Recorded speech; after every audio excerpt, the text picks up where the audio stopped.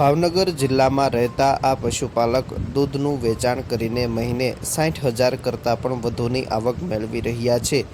ભાવનગર જિલ્લા સહિત સમગ્ર સૌરાષ્ટ્ર તેમજ ગુજરાત રાજ્યમાં પશુપાલનનો વ્યવસાય દિવસે ને દિવસે વ્યાપક બની રહ્યો છે।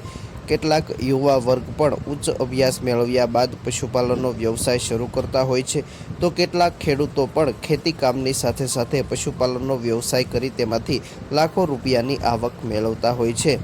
પશુપાલન વિભાગ દ્વારા પણ પશુપાલનના વ્યવસાયને પ્રોત્સાહન આપવા માટે અનેક યોજનાઓ તેમજ સહાય પણ અમલમાં મૂકવામાં આવી છે, જેનો લાભ પણ પશુપાલકો લઈ રહ્યા છે। ભાઈ ગિદ્દરભાઈ કરમસિંહભાઈ કાશેલા, ગામ ઝડકલા છે, તાલુકો જસર છે, જિલ્લો ભાવનગર છે।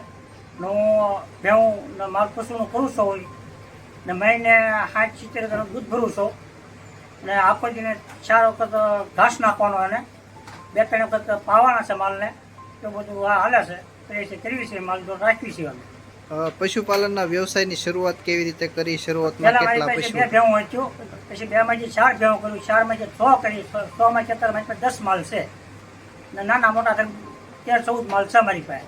દિવસ દરમિયાન સાર સંભાળ કેવી રીતે રાખો છો? સાર સંભાળ તો એને તો શું છે, ટાઈમે પાવા પડે, ટાઈમે ઘાસ નાખવો પડે, તો બધું કરવું પડે, વાયંદા કરવા પડે। એક ટાઈમનું કેટલું દૂધ થાય? બંને ટાઈમનું મળીને દૂધ કેટલું થાય અને દૂધનું શું કરો છો? એક ટાઈમનું દૂધ તો મારે 14 થી 15 લીટર થાય છે, 2 ટાઈમનું તો 30 આજુબાજુ લીટર જેવું થઈ જાય છે મારે। ભાવ કેટલો મળે ને દૂધનું કેવી રીતે વેચાણ કરો છો? દૂધનો તો આપણે ડેરીએ ભરી આવવાનું છે, 8-9 પેટ આવે એટલે આપણે 80-85 લીટર દૂધ પડે છે। દૂધમાં તો આપણે સારું છે, સરસ છે આમાં।